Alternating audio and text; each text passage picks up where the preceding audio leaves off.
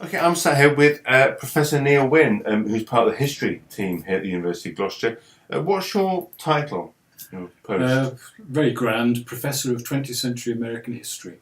That does sound very grand. It doesn't necessarily tell me that much. What are you actually within 20th century American history? What are your interests in that? What kind of area? Okay. Originally, it was the whole of 20th century American history, but particularly the impact of the First and Second World Wars. But more specifically, my subject is Black American history, mainly in the 20th century, but of course I have to talk Black American history from slavery times onward. And so within that, is it just the kind of very formal political history, or do you look at a range of different kind of source materials or cultural products? Actually, I would say most of it is not political history very much at all.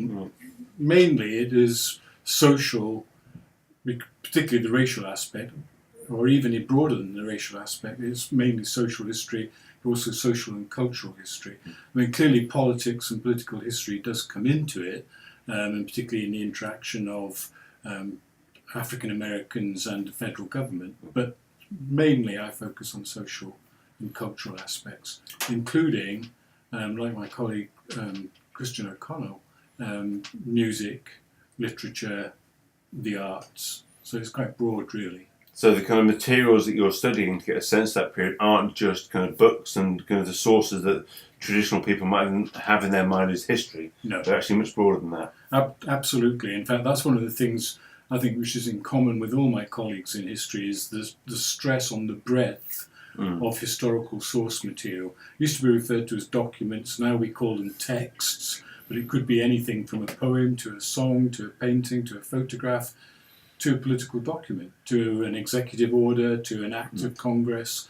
But it is a very, very broad subject, and it's quite demanding because of the breadth. And presumably from that period there's lots of stuff available. There was loads of material.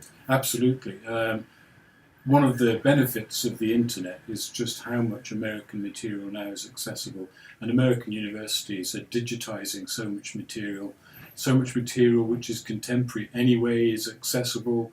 A lot of film material is accessible through the internet. So yes, I mean, a lot of it is very accessible. So the skills that students have to develop will go from finding material to something much more complicated about kind of working out how to assess it. And absolutely. I mean, it's people don't realise, and students don't realise, that looking at one sort of historical text and then looking at another involves quite a switch. So when you look at a literary text or an autobiographical text or a piece of oral history, although you bring many of the same things to bear, you also have to bring other skills to bear and other kind of critical techniques to bear. So again, it can be very, very demanding and very stretching. So talking about that, how students develop themselves and go from being kind of students of the subject to actually being kind of working historians, do you teach students? You're involved in the kind of delivery of the course? Yes, at the moment I'm mainly teaching Black American history, but also supervising undergraduate dissertations. And of course that area is where they bring those skills fully to bear.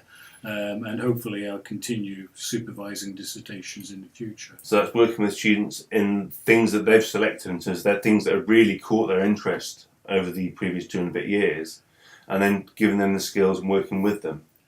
I wouldn't say we give them the skills. Hopefully by the time they get to dissertations they have acquired most of the skills. It's really helping them develop them and to apply those skills. But you're quite right, of course, the first thing about dissertation is it's the student's interest. It's the student's choice, and it can be anything that they've touched on in the 3 years, the first 2 years of their degree, something that they're doing in the third year, and that they want to develop more fully. But it is where we expect them to bring all the skills to bear in terms of constructing narrative, analysis, finding sources, interpreting the sources, using the sources, and so on. But basically we are there to kind of direct, to advise, to assist in some ways. But really by the time many students finish their undergraduate dissertation, they're the expert in the subject, and that's a very nice situation to be in. Absolutely. For them, but also for us, it gives a great deal of satisfaction. I suppose for many of them, nobody else has studied that subject in that level of detail. They're amongst a very small number of people who've acquired that blend of knowledge about that particular thing.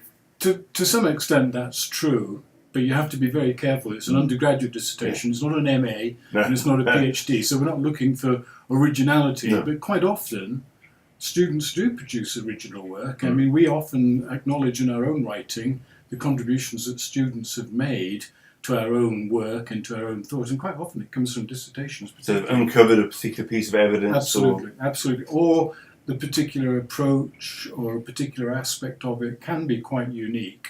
But generally it is looking at how they combine the skills that they've acquired over the 3 years and apply it to material, secondary and primary material, some of which will be well known, but some of it which, as you say, can be quite little known. And I think a lot of our students, I think generally in history and across the humanities, they go from dreading the station when they first arrive, so big, so scary, to actually towards the end of their second year, they're really looking forward to it. They get quite excited by it. In many cases, in fact, one of my students just this year was telling me that writing essays can be really trying. So sometimes she sits down and works on a dissertation to relax because she feels so involved in it and at home with it. And so there is a difference in that respect. Yeah. So having said that, I mean, one of the things we try to do is to demystify the dissertation.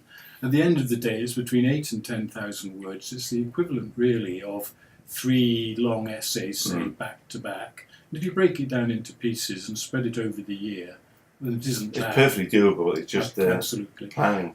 All of the students, theoretically, have decided on the topic at the end of the second year, and hopefully they've done a little bit of work over the summer and prepared. And so really it's spread over quite a period of time. Thank you, and that's given us, I think, real insight into both your research interests, but also a useful kind of view what the dissertation has in store. Good. Thank you.